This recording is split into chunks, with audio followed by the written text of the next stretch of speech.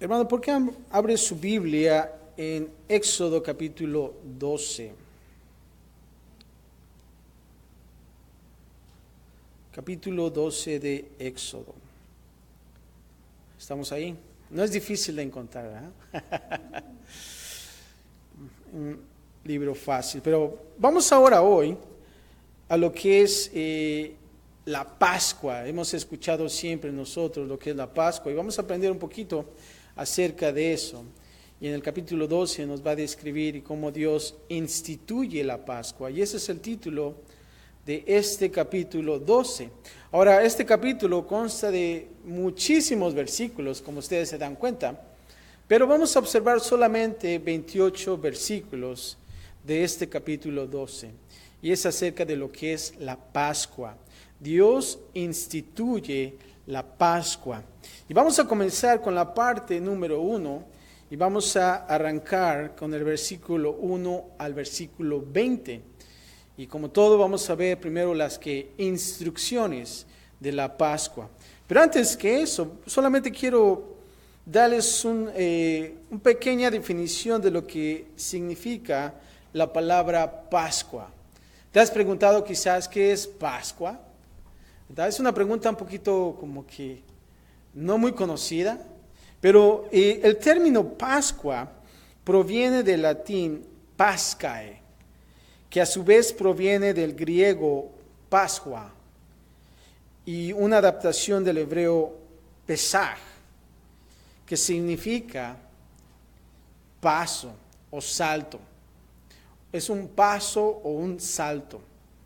Me gusta más cómo se dice la pronunciación, o en sí como los americanos en inglés se pronuncia Pascua. Ustedes han escuchado lo que se llama el Passover, ¿no?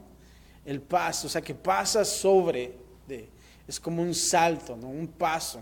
Y vamos a ver qué podemos entender de esta definición que les doy. Solamente les quería dar esta definición de lo que es Pascua, de dónde viene la palabra Pascua, ¿verdad?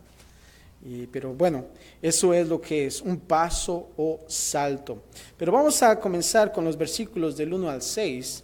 Cada familia debe tomar un cordero. Y vamos a comenzar a leer el versículo 1 del capítulo 12 de Éxodo. Y voy a leer de la Reina Valera y dice así: Habló Jehová a Moisés y a Aarón en la tierra de Egipto, diciendo: Este mes os será principio de los meses. Para vosotros será el primero en los meses del año. Ahora en el versículo 2 dice: Este mes os será principio ¿de qué? De los meses. Ahora la liberación venidera sobre Egipto era un hecho tan significativo que Dios le dijo a los hijos de Israel, en pocas palabras, que rehicieran el calendario. Es como si, un ejemplo, Dios dijera: ¿saben qué, guys? ¿Saben qué, iglesia de Costa Mesa, Talita Kumi? Vamos a rehacer el calendario. No va a ser mayo, ¿qué? 13. Vamos a comenzar enero 1, ¿no? Y eso era, el rehacer el calendario. Y solamente era un ejemplo. Ahora el nuevo año ahora empezaría con el mes de su redención sobre Egipto. Era una forma dramática de decir que todo debía cambiar. Todo debía ¿qué? Cambiar, un cambio. Y es importante entender eso. Ahora el versículo 3 dice así: Hablad a toda la congregación de Israel, diciendo: En el 10 de este mes, tómese cada uno un cordero según las familias de los padres, un cordero, ¿por qué? Por familia. ¿Cuántos de ustedes han visto un corderito? Son bonitos, ¿no? A mí me gustan mucho. Me acuerdo que en México, en la ciudad, tenía un chivo, un cordero también. Y era bonito, ¿verdad? Imagínense la mera ciudad, tener un cordero y un chivito. Pero era hermoso. Son hermosos los corderos. Ahora aquí cuando dice: hablad a toda la congregación de Israel. Ahora esta es la primera vez en el Pentateuco, los 5 primeros libros de la Biblia, que sería un término técnico, el cual describía a Israel en un sentido religioso, y el cual se usa el término de iglesia, como dicen en el griego, eclesia. Esta es la palabra congregación. Cuando decimos la congrega, es la congregación, la eclesia, en esta palabra, en el Nuevo Testamento. Ahora, cuando dice aquí también, tómese cada uno un cordero. En el día 10 de este mes, cada familia o casa debía tomar un cordero, como lo leemos ahí, sencillo. Y el cordero, interesante, escucha, el cordero, debía de vivir con la familia por los 4 días hasta la Pascua, en el 10 de este mes, y lo guardaréis hasta el día 14 de este mes. O sea que son, ¿qué? 4 días, ¿no?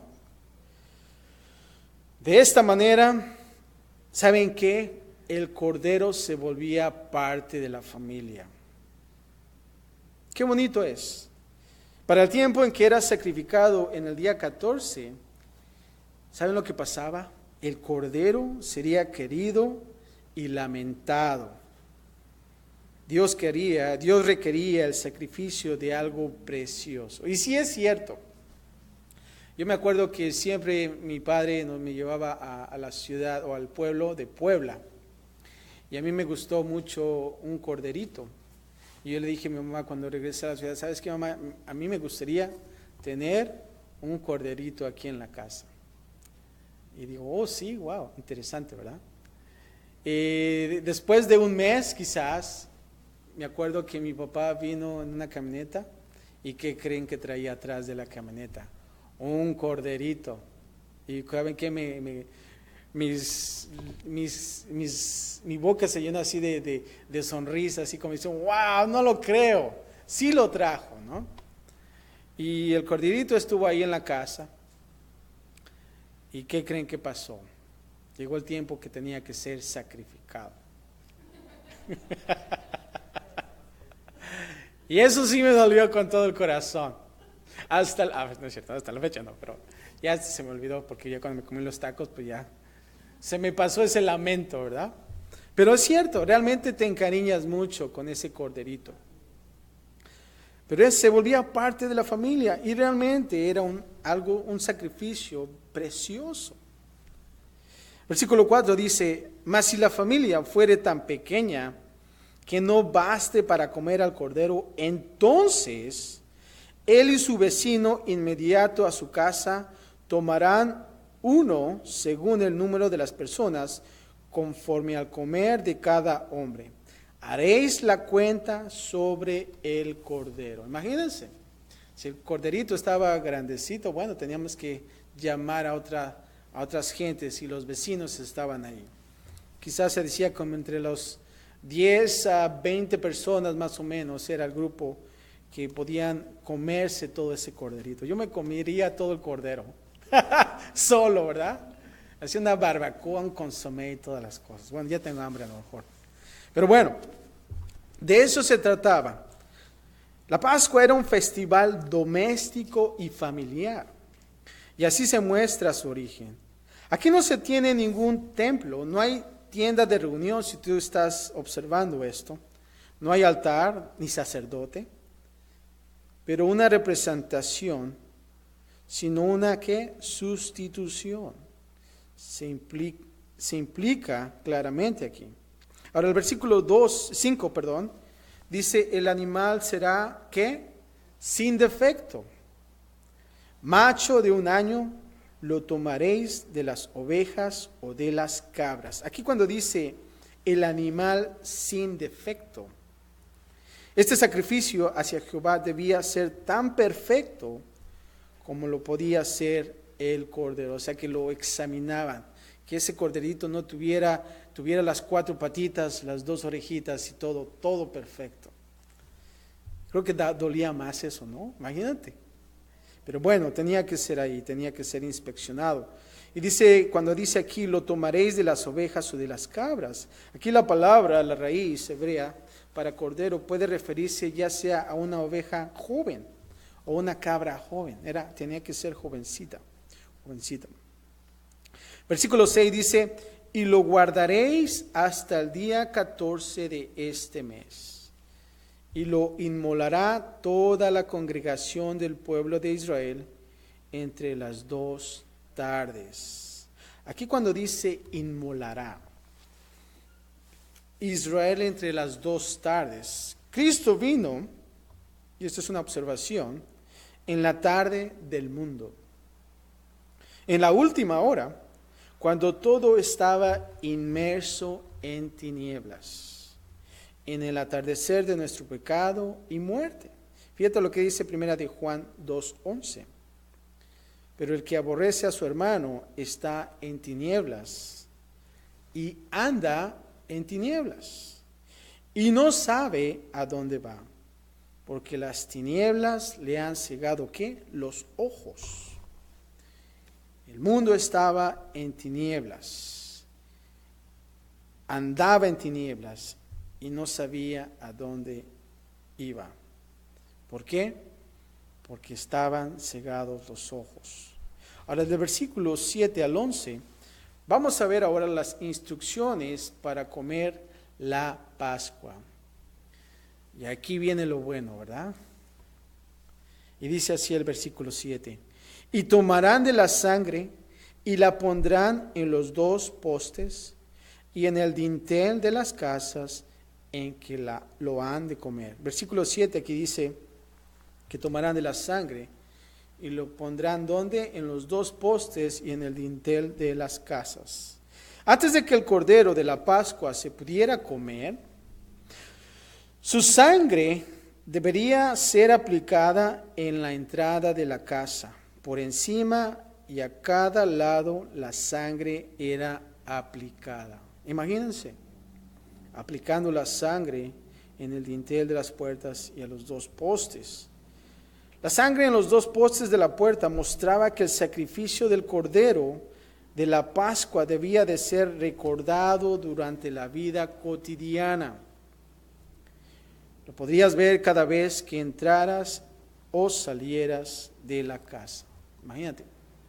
Y siempre, claro, tienes que salir y entrar por una puerta, ¿verdad? Y cada vez que tú veías esa sangre, era un recordatorio.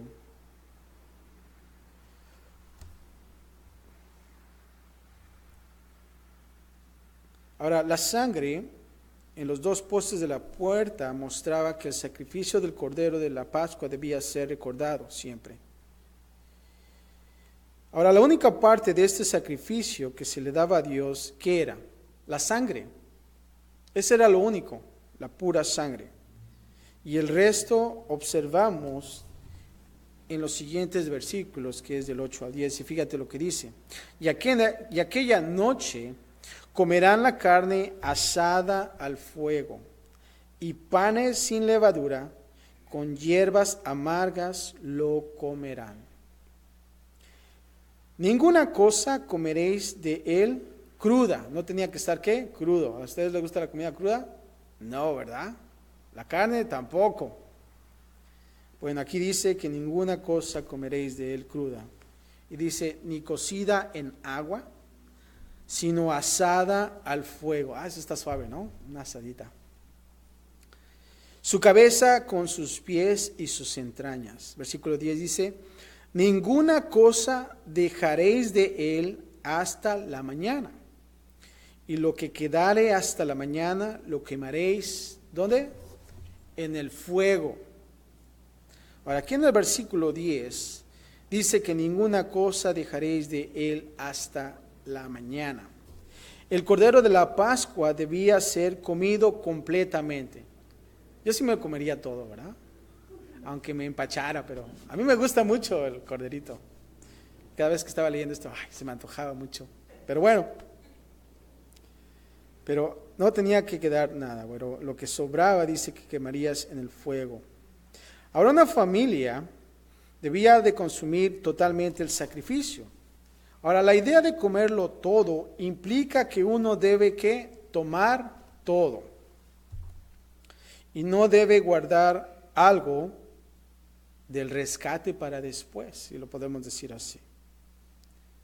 Era por ese momento, justo ahora, que uno debía de recibirlo todo, sin pensar que uno podía tener un bocado ahorita y venir por otro bocado cuando uno quisiera. Debemos tomar todo de Jesús, no solamente las partes que nos complacen. Eso es lo que nosotros podemos aplicar en nuestra vida como cristiano. Debemos de tomar ¿qué? Todo. Y eso es importante. No solamente las partes que nos complacen. Versículo 11 dice, y lo comeréis así, ceñidos vuestros lomos, vuestro calzado en vuestros pies, y vuestro bordón en vuestra mano, y lo comeréis, ¿cómo? Apresuradamente. Es la Pascua de Jehová. Ahora, a mí se me hizo muy interesante cómo es que dice que lo tienes que comer ceñidos vuestros lomos, con el calzado. Y hay un significado aquí. Ahora, aquí dice el cordero se podía comer, pero solamente si había sido asado al fuego, como lo observamos, para lo cual el cordero debía entrar en contacto con ¿qué? Con el fuego, y se acompañaba el alimento con ¿qué? Con hierbas amargas. ¿Ustedes han probado las hierbas amargas? Son realmente no muy placenteras, pero bueno. Ahora aquí observamos que el cordero de Pascua no era inmolado solamente para qué, para mirarlo. Este se tenía que comer.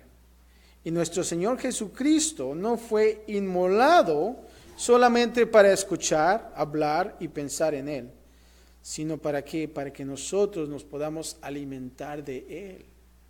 Importante eso. Ahora aquí cuando dice ceñidos vuestros lomos, ¿tú has escuchado esta palabra, esta frase, ceñidos vuestros lomos, cuando Pablo escribió, ¿se acuerdan en Efesios? Pero fíjate, ceñirse los lomos, el significado es este.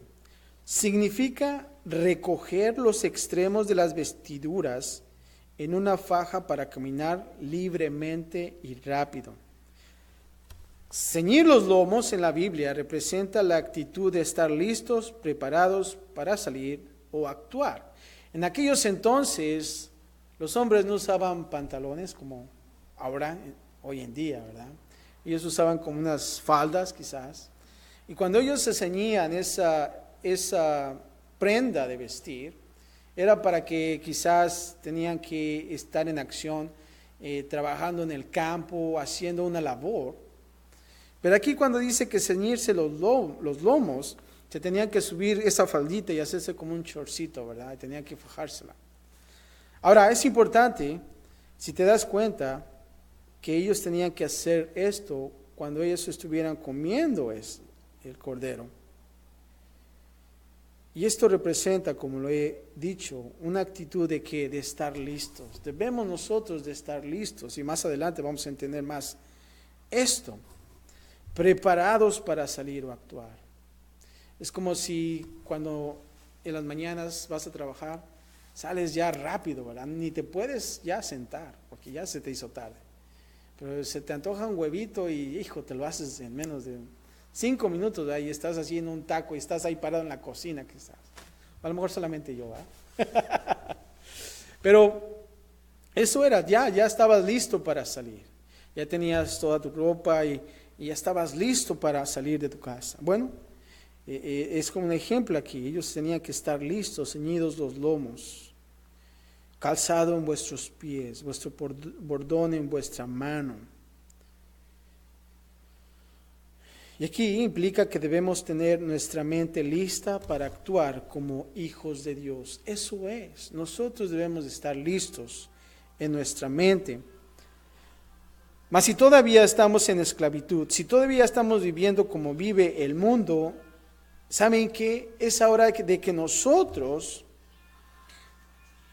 nos ciñamos, nos ajustemos y estemos listos. dentro de nuestro entendimiento. Fíjate lo que dice Primera de Pedro 1:13. Por tanto, ceñid los lomos de vuestro entendimiento. Aquí Pedro lo dice un poco más claro. Sed sobrios y esperad por completo en la gracia que se os traerá cuando Jesucristo sea manifestado. Ahora, el Cordero de Pascua debía ser comido en fe, confiando que la liberación prometida de Israel estaba presente. No nos olvidemos de lo que está pasando con Moisés y el pueblo y el faraón. ¿Qué estaba pasando en las plagas, verdad? Ya estaba listo, ya se había anunciado la muerte del primogénito. Y el faraón, con una dureza de corazón, no quería. Pero aquí está. Ahora, el mantener la Pascua era esencialmente por fe. Fíjate lo que dice Hebreos 11:28. Por la fe celebró, en este caso Moisés, la Pascua y la aspersión de la sangre para que el que destruía a los primogénitos no los tocase a ellos. Está en Hebreos, fíjense la historia. Ahora, aquí cuando dice también, es la Pascua, ¿de quién? De Jehová. En el versículo 11 dice, es la Pascua de Jehová. Ahora, la Pascua era de Jehová en el sentido de que Él la proveyó. Como un rescate para liberar a Israel de la plaga de los primogénitos. Como una institución para que a través de cada generación se recordara el rescate y la liberación de Israel por parte de Dios. Significativo. No es de que a Jehová solamente se le ocurrió o tenían que hacer algo. Todo esto tiene un gran significado. Como un acto poderoso, actuando el sacrificio perfecto y el rescate que Jesús iba a proveer. Eso era. Por la inspiración del Espíritu Santo, Pablo le dejó perfectamente claro en 1 Corintios 5:7, y escucha, dice así: limpiaos, pues, de la vieja levadura, para que seáis nueva masa, sin levadura como sois. Porque nuestra Pascua, ahí dice la palabra Pascua, que es Cristo, ya fue sacrificada por nosotros. También el Juan el Bautista nos dio un panorama similar cuando él dijo esto en Juan 1:29. He aquí el Cordero de Dios que quita ¿qué? El pecado del mundo. Jesús sí fue crucificado durante la Pascua. Fíjate lo que dice Juan 19:14. Era la preparación de la Pascua y como la hora sexta, entonces dijo a los judíos: he aquí vuestro rey. Y vemos a Jesús en la Pascua. Y te voy a dar unos ejemplos. Jesús vivió y se unió a la familia humana antes de que Él fuera ¿qué? Sacrificado por ellos. El sacrificio de Jesús debe ser apropiado para cada casa, no solamente en un fundamento nacional o comunitario. Jesús, el Cordero de la Pascua, no tuvo mancha. Es perfecto. No estaba manchado por ningún pecado, ya sea moral o imperfección espiritual. Escucha esto, fue solamente la sangre de Jesús, su vida derramada, la cual expió por el pecado.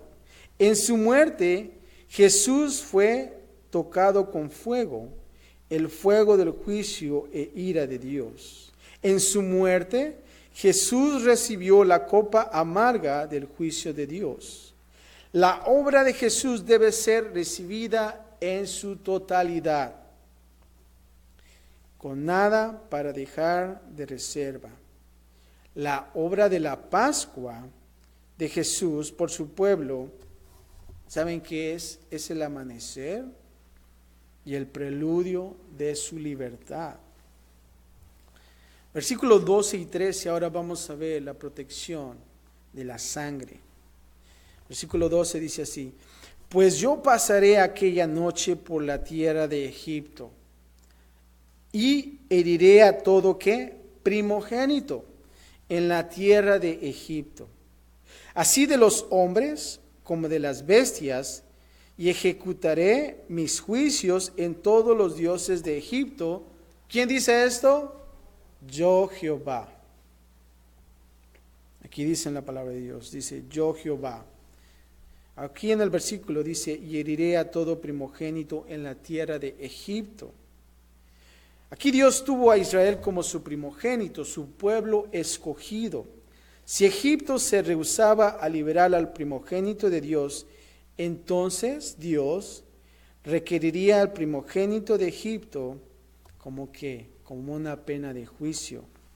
Versículo 13 dice así: y la sangre os será por señal en las casas donde vosotros estéis. Y veré la sangre y pasaré de vosotros, y no habrá en vosotros plaga de mortandad cuando hiere la tierra de Egipto. Entonces, ¿qué tiene que ver en las casas, en las puertas? Sangre, la sangre. Para que Israel fuera librado del juicio sobre los primogénitos, ellos debían de aplicar la sangre de la manera que Dios les había dicho que lo hiciera. Tenía que ser tal al pie de la letra. No tenían que errar. La sangre del cordero era esencial para lo que Dios requería. Ahora, escucha esto, es interesante.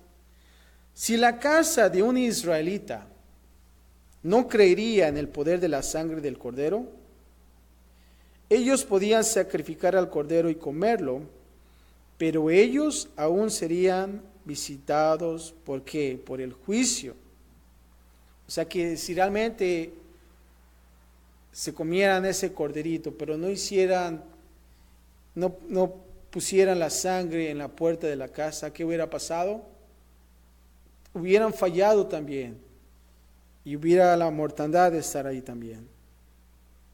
Pero ¿sabes qué? Lo que me hizo más interesante fue esto. Una observación: si en una casa egipcia creerían en el poder de la sangre del cordero y hacían un sacrificio apropiado de Pascua, saben que ellos serían librados del juicio. Interesante, ¿no? ¿Por qué no? Es la obediencia. Versículo 14 al 20, ahora vamos a ver la institución de la Pascua y la fiesta de los panes sin levadura. Y dice así el versículo 14: y este día os será en memoria, y lo celebraréis como fiesta solemne para Jehová durante vuestras generaciones. Por estatuto perpetuo lo celebraréis.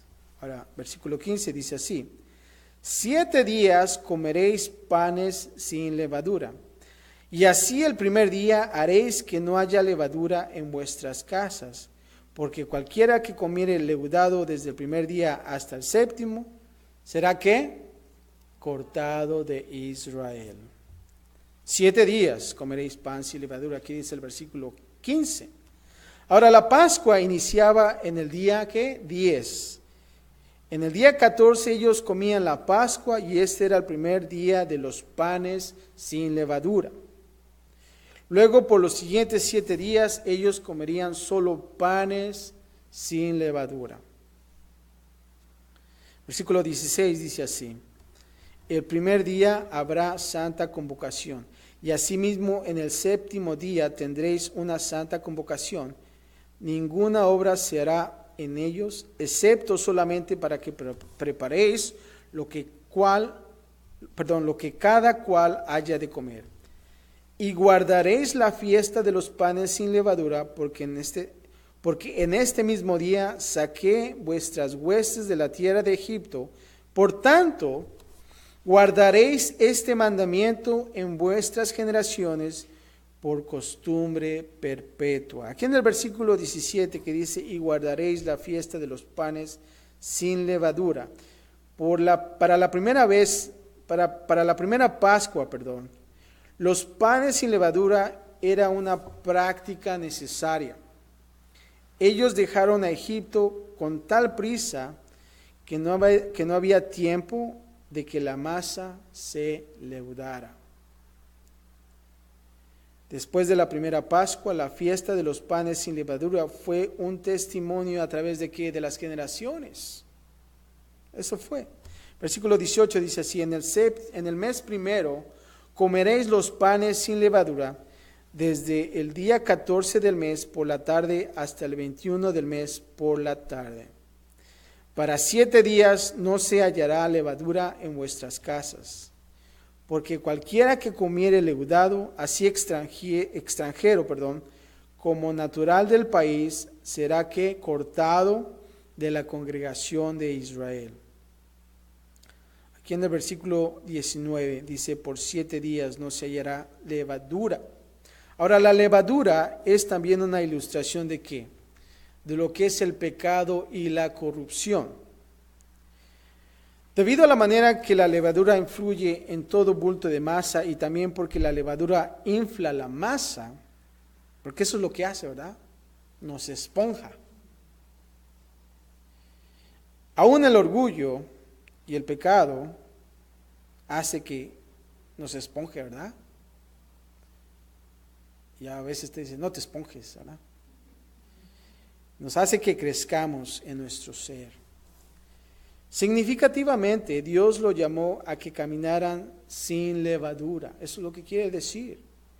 Después de su liberación inicial de Egipto. Ahora, simbólicamente, ellos eran llamados a una vida de pureza moral, ante el Señor.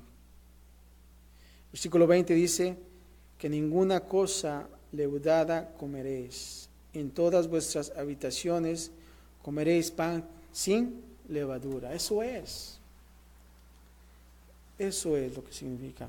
Al versículo, en la parte número 2, del versículo 21 al 28, vamos a observar a Moisés dirigiendo al pueblo a observar la Pascua. Ya Dios dio las instrucciones cómo debía hacer todo, y ahora vamos a ver la ejecución. Vamos a ver del versículo 21 al 23. Moisés está convocando a los ancianos. Él ya recibió la instrucción, ahora tiene que pasar esa información aquí a los ancianos para que todo se haga al pie de la letra. Y vamos a ver qué dice el 21. Y Moisés convocó a todos los ancianos de Israel y les dijo, sacad y tomaos corderos por vuestras familias y sacrificad la Pascua. Y tomad un manojo de hisopo y mojadlo en la sangre que estará en un lebrillo, y untad el lintel y los 2 postes con la sangre que estará en el lebrillo, y ninguno de vosotros salga de las puertas de su casa hasta la mañana. Eso es muy importante, muy importante. Ahora, ¿cuántos de nosotros conocemos el hisopo? ¿Has escuchado esa palabra, el hisopo? Bueno, este es el hisopo. No sé si ustedes han observado el hisopo. Es bonito, fíjate. Yo pensé que era algo así muy amargoso, ¿no? Como que. Pero es interesante, es bonito el hisopo. Creo que hasta en el rancho había, ni siquiera me daba cuenta, ¿verdad? Pero ahí está el hisopo. Ahora, ellos usaron hisopo para aplicar la sangre en el lintel y en los postes de la puerta. Hay un gran significado en este hisopo. A través de las Escrituras, el hisopo era comúnmente usado para aplicar la sangre, la cual limpia el pecado. Fíjate lo que dice en Levíticos 14:6. La ceremonia para la purificación de la lepra se usaba un hisopo para aplicar la sangre. Fíjate lo que dice Números 16:6. El hisopo era echado en medio del fuego donde ardía la vaca para el agua de purificación. En Números 19:18 más adelante decía que el hisopo era usado para aplicar el agua de purificación también. ¿Y sabes qué? David, en su gran salmo de arrepentimiento, ¿se acuerdan? ¿Saben lo que dijo él en Salmo 51:7? A través del sacrificio se ve al hisopo como un instrumento de purificación. Cuando dijo, purifícame con hisopo y seré limpio. El hisopo también estaba relacionado con el gran sacrificio de Jesús por el pecado. Juan 19:29 nos habla de cómo se le ofreció a Jesús vinagre para beber en la cruz. ¿Se acuerdan? Bueno, la esponja mojada era en realidad un bulto de hisopo. Y eso es.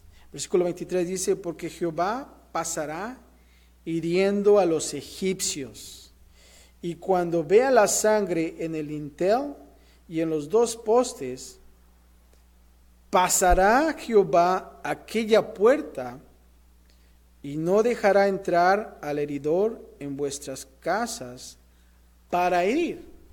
Así es que ese es el ¿qué? El salto, el Passover, el paso. Y no hería a la gente dentro de esa casa. Esa era la Pascua. Ahora, del versículo 24 al 27, vamos a ver la Pascua como una ordenanza para ser guardada. Y dice el 24 así, guardaréis esto por estatuto para vosotros y para vuestros hijos. ¿Para qué? Para siempre. La liberación de la Pascua no sería solamente para ellos, sino también para sus hijos y para todas las generaciones que venían más adelante. Ahora, la Pascua era la más grande obra de redención realizada en el Antiguo Testamento, en conjunto con la cruz. Ahora, de la misma manera, Jesús nos dio la nueva Pascua, al decir que su obra en la cruz no solamente para aquella generación, sino que debería ser recordada y aplicada a todas ¿qué? Las generaciones, como lo observamos en Lucas 22, 14 al 20. Versículo 25 dice así, y cuando entréis en la tierra de Jehová, y cuando entréis en la tierra que Jehová os dará, como prometió, guardaréis este rito. Y cuando os dijeren vuestros hijos, ¿qué es este rito vuestro? ¿Verdad? Los hijos siempre preguntan, papá, ¿qué significa esto? Y siempre están, pero es bueno. Y tenemos que compartir de la misma manera a nuestras generaciones venideras.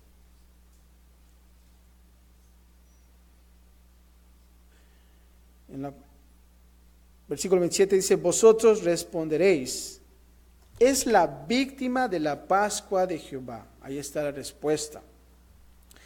El cual pasó por encima de las casas de los hijos de Israel en Egipto. Esa es la definición de lo que es la Pascua. Cuando hirió a los egipcios y libró ¿qué? Nuestras casas. Y aquí observamos una obra doble. La primera es que el enemigo fue derrotado cuando hirió a los egipcios. Y la segunda, el pueblo de Dios fue ¿qué? Liberado. Y se le dio una nueva identidad, con promesas nuevas, un nuevo caminar y una nueva vida. Así cuando nosotros venimos a los pies de Jesús, somos nuevos, tenemos una nueva vida. Y por último, versículos 27 y 28. Esto es lo más importante de todo, la obediencia del pueblo. Y dice así, comenzando del 27. Entonces el pueblo se inclinó y ¿qué? Y adoró.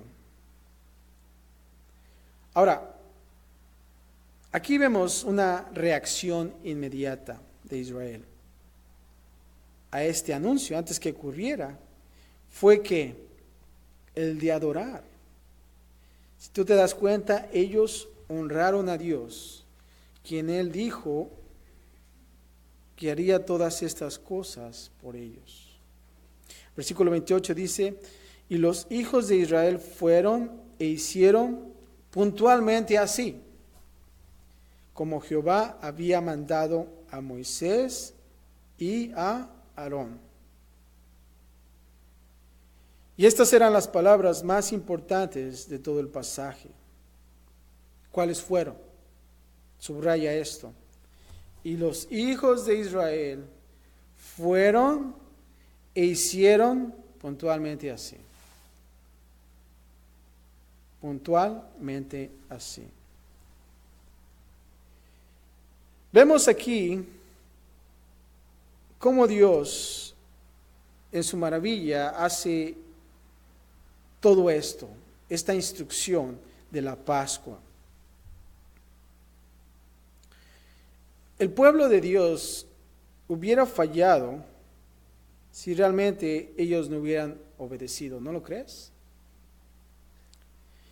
Si realmente ellos no hubieran llevado a cabo todo esto, tal y como Dios lo había dicho, ellos hubieran muerto, el primogénito hubieran muerto, ¿verdad? Y eso es muy importante.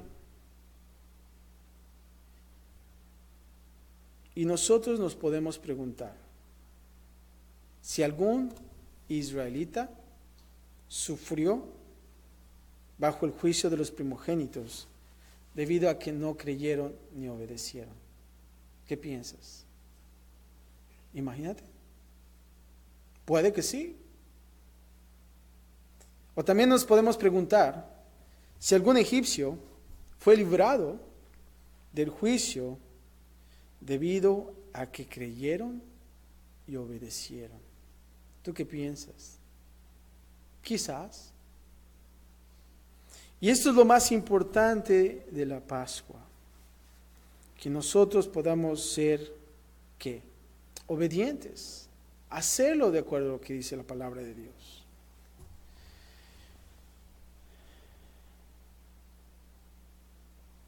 Y creo que es bueno que nosotros podamos reflexionar acerca de esto. Para nosotros que hemos creído en Dios, hemos aceptado a Cristo Jesús y estamos ahí. Pero aquellos que realmente no, ¿qué va a pasar? ¿Qué va a pasar con sus vidas? Y realmente nosotros, y la esperanza que nosotros queremos en la gente es que realmente ellos puedan que aceptar a Cristo Jesús en sus vidas y que ellos puedan ser obedientes a este mandato. Padre, te damos gracias, Señor, por tu palabra. Hemos observado, Señor, la institución de la Pascua, Señor, todas las instrucciones, Señor, y todo tenía que ser al pie de la letra. Y Padre, de la misma manera, Señor, nosotros que hemos ya aceptado, te hemos aceptado, Señor, como nuestro Salvador. Padre, que nosotros podamos tomar todo, Señor, y no solamente lo que nos complazca, lo que nos conviene, Señor, sino que realmente nosotros podamos ser hombres y mujeres radicales, Señor, que podamos entregarnos a ti totalmente, Señor,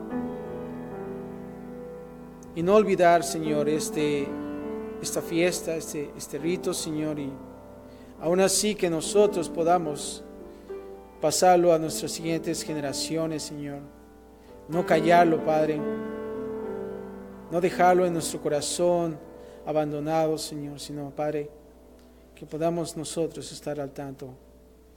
Y más que todo, Padre, que nosotros podamos estar ceñidos nuestros lomos, Padre, estar listos, porque tú vienes pronto, Señor.